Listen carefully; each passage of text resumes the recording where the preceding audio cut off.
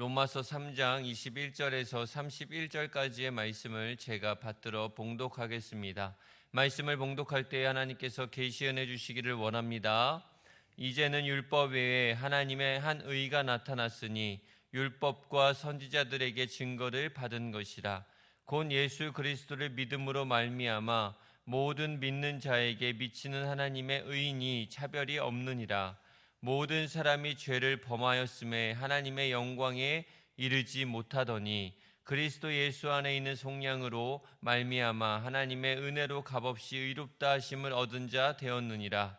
이 예수를 하나님이 그의 피로써 믿음으로 말미암는 화목제물로 세우셨으니 이는 하나님께서 길이 참으시는 중에 전에 지은 죄를 간과하심으로 자기의 의로우심을 나타내려 하심이니 곧 이때에 자기의 의로우심을 나타내사 자기도 의로우시며 또한 예수 믿는 자를 의롭다 하려 하심이라.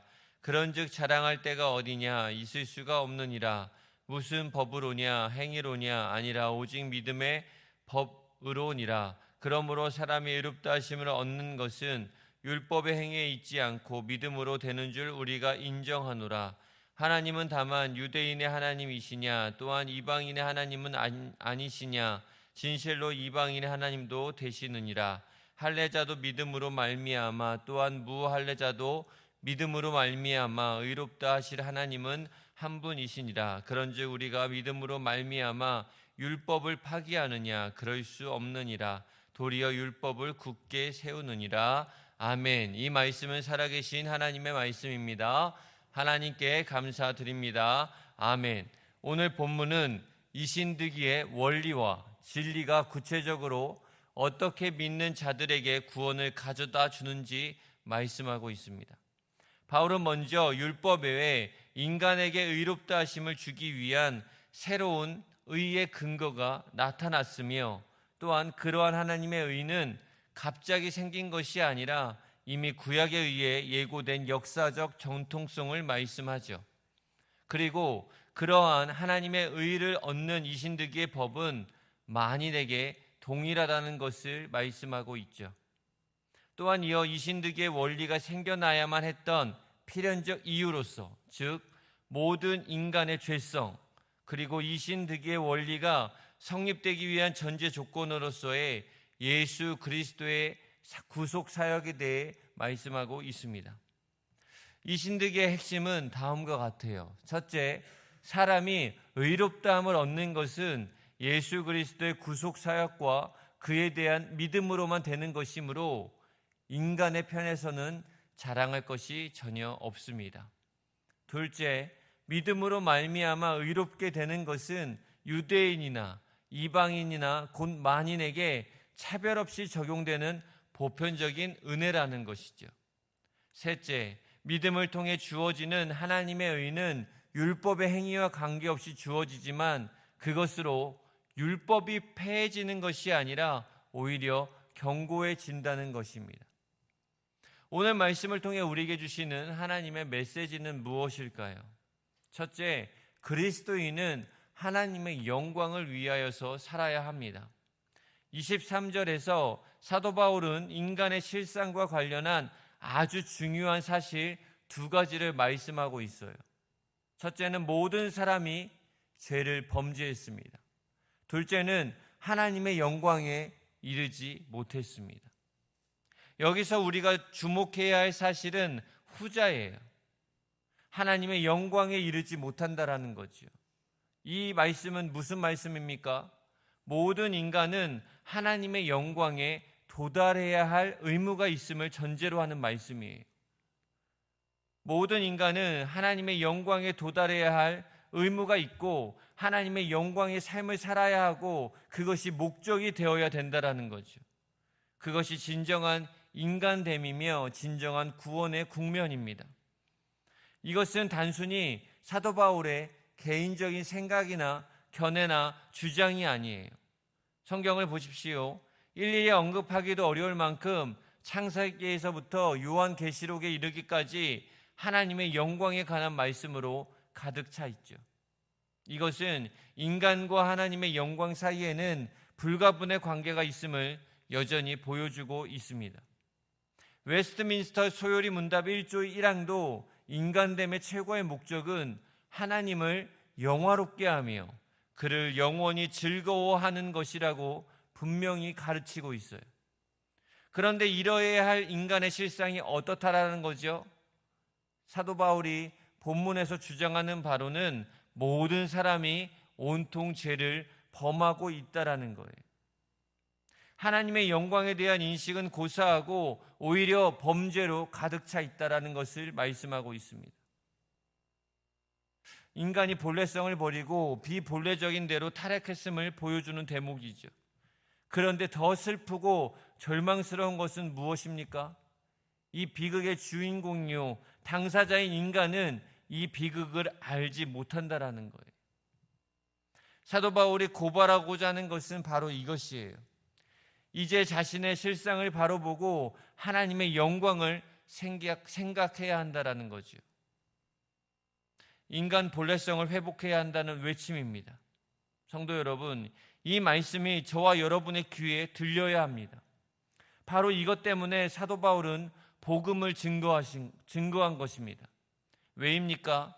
바로 복음은 우리로 하여금 하나님의 영광의 능히 도달하게 하기 때문입니다. 그 영광을 바라보며 즐거워해야 하기 때문이지요.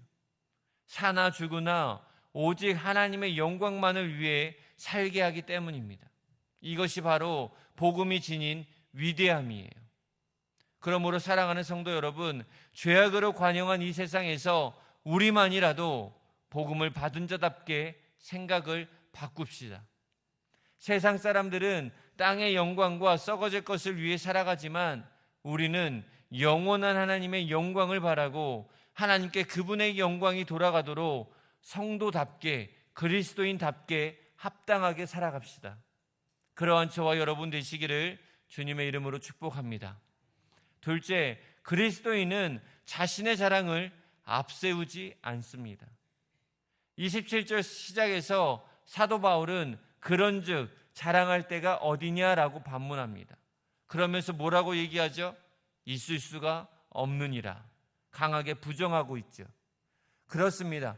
이미 사도 바울은 앞에서 우리가 의롭다 인정함을 받는 데 있어 인간의 공로라고는 실오락이 하나 있지 않다라고 말하지요. 24절에서는 아예 오직 하나님의 은혜로 값없이 의롭다 하심을 얻었다라고 선포했습니다. 우리에게 구원은 그런 것이에요. 구원은 오직 은혜로 되는 것입니다. 이것을 달리 말하면 우리의 구원과 관련하여 우리 자신을 내세우거나 자랑할 만한 것이 전혀 없다라는 것을 의미하죠. 그럼에도 불구하고 사도 바울은 새삼 우리에게 자랑할 것이 없음을 다시 언급하고 있어요. 바울이 왜 그렇게 다시 언급하는 이유는 무엇일까요? 사도 바울이 이 말을 다시 언급한 것은 그만큼 인간의 내면에는 자기 자랑으로 가득 차 있기 때문이에요. 로마 교회 성도들 역시 하나님의 은혜로만 구원 얻었다는 복음의 내용을 몰랐을 리 만무하지요. 그런데 어떻다는 것입니까? 그렇게 자랑할 수 있는 것이 아님에도 불구하고 우리에게는 자신도 모르게 자신에게서 자랑거리를 찾게 되고 그것을 내세우려는 마음이 자연적으로 생겨난다라는 거예요. 강해 설교자였던 로이드 존스 목사님은 본문을 강의하면서 이렇게 말했어요. 자랑은 앞문으로 몰아내면 뒷문으로 들어온다. 어떻게 해서든 들어온다라는 거예요. 또 1970년대 감리교회 박재봉 목사님은 악마는 인간을 실패케 하려고 자랑을 준다. 자랑할 마음이 생길 때 스스로 기쁘고 그는 이미 악마의 수중에 있다라고 하였어요. 이렇게 자랑은 사단이 우리의 무의식에 심어놓은 가장 뿌리 깊은 사단적인 습성이죠. 그러므로 우리는 어떻게 해야겠습니까? 어떠한 경우에라도 자랑이 우리 의식 안에서 자리 잡지 못하도록 주의해야 하죠. 경계해야 합니다. 사도 바울을 보십시오. 자기는 그리스도 예수의 십자가 외에는 자랑할 것이 없다라고 했어요. 저와 여러분은 어떻습니까? 예수 그리스도밖에 없습니까? 자기는 그리스도 예수의 십자가 외에는 자랑할 것이 없다. 그래도 뭔가 부득불 자랑해야 한다면 자신의 약한 것들을 자랑하겠다라고 했어요. 이러한 사도 바울의 고백 근저에 깔려있는 의식은 무엇인지 아시겠습니까?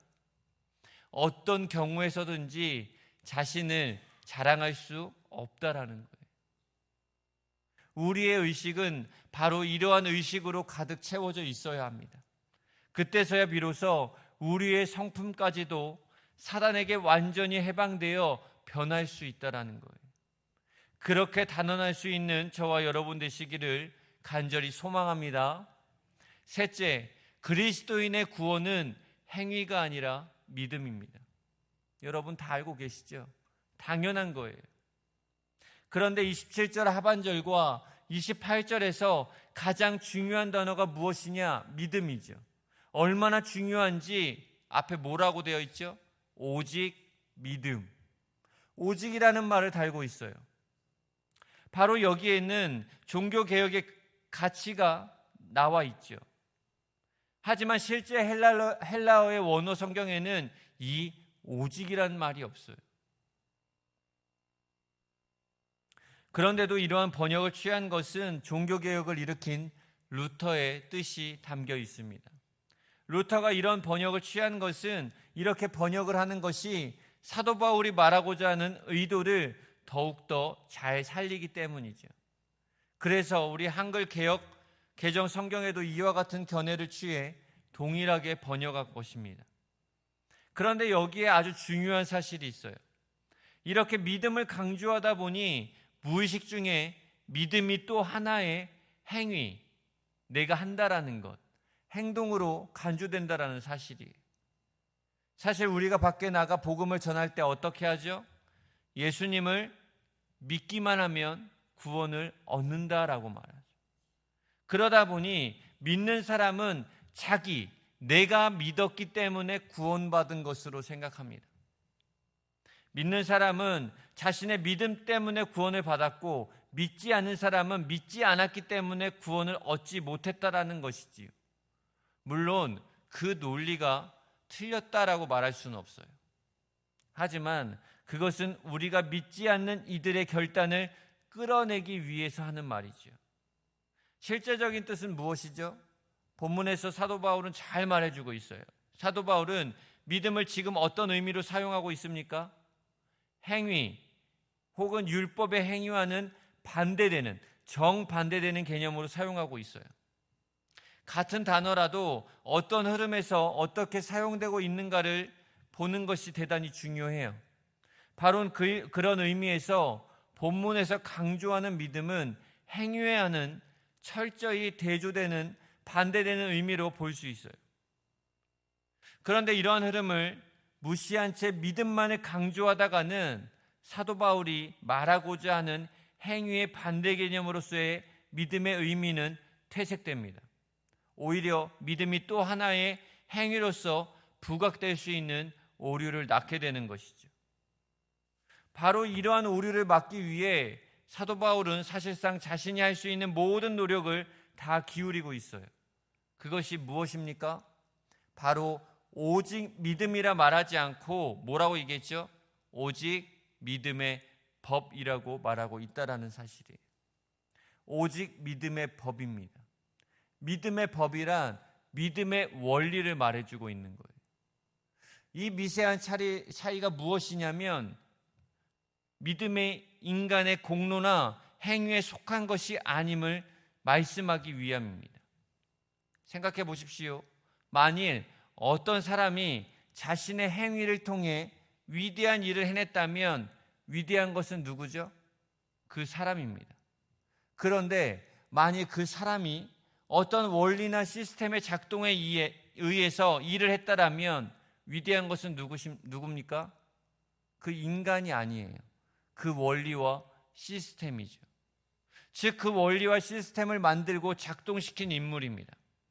사도 바울은 바로 이것을 말하고 있는 거예요. 하나님께서 인간을 구원하기 위해서 그러한 원리와 시스템, 즉 믿음의 원리와 시스템을 작동했다라는 거죠. 그러므로 우리의 구원은 이 믿음의 원리와 시스템을 가동한 결과예요. 그래서 우리의 믿음조차 하나님의 은사라는 말을 하는 것입니다. 웨슬리는 이러한 말을 했어요. 믿음은 우리 안에서 역사하시는 하나님의 행위이다. 그런데 우리가 예수님을 믿었다고 해서 우리에게 공로가 있습니까? 자랑할 것이 있습니까? 사랑하는 성도 여러분, 오늘 하루를 살아갈 때 우리의 구원은 전폭적인 하나님의 은혜임을 고백하기를 주님의 이름으로 축복합니다. 기도하겠습니다. 사랑과 은혜가 풍성하신 하나님 아버지, 이 새벽 귀한 말씀으로 저희의 영혼을 깨우쳐 주시니 감사합니다. 저희가 오직 예수 그리스도를 믿음으로 말미암아 값없다 의롭다 하심을 얻는다는 복음의 진리를 다시 한번 깊이 새기게 하옵소서. 저희에게는 자랑할 것이 아무것도 없으며 우리의 구원이 전적인 하나님의 은혜와 믿음의 법으로 이루어졌음을 고백합니다. 온전히 그 뜻대로 이루어가며 살아가는 우리 모두가 되게 하여 주옵소서. 사랑하는 저희 교회를 위하여 기도합니다. 교회가 이 세상의 영광이나 사람의 자랑을 앞세우지 않고 오직 하나님께 영광을 돌리는 참된 공동체가 되게 하여 주옵소서. 담임 목사님 성령의 능력과 지혜를 더하사 언제나 진리의 말씀을 흔들림 없이 선포하게 하시고 목사님의 사역 가운데 인간의 행위가 아닌 오직 하나님의 은혜만이 충만하게 드러나게 하옵소서. 저희 모든 성도들이 하나님의 은혜로 구원받았음을 늘 기억하며 세상의 모든 자랑을 내려놓고 오직 십자가만을 자랑하는 믿음의 사람들로 굳게 서게 하옵소서. 또한 이 시간 육체의 질고와 삶의 고난으로 인해 힘들어하는 우리 성도들을 주님의 자비로운 손에 올려드립니다. 그들의 아픔을 주님께서 친히 위로하시고 약한 육신의 강건함을 허락하시며 불안한 마음에 평안을 더하여 주옵소서. 고난 가운데 있을지라도 구원이 흔들리지 않는 믿음의 법 안에 있음을 확신하게 하옵소서. 삶의 가장 어두운 순간에도 주님께서 함께 하심을 믿고 오직 주님만을 의지함으로 모든 어려움을 이겨내는 은혜를 허락하여 주옵소서. 오늘 하루의 삶 속에서 우리의 구원이 행위가 아닌 오직 믿음의 은혜임을 고백하며 살아가게 하옵소서. 모든 감사와 찬양을 주님께 올려드리며 이 모든 말씀을 살아계신 우리 주 예수 그리스도의 이름으로 간절히 기도하옵나이다. 아멘.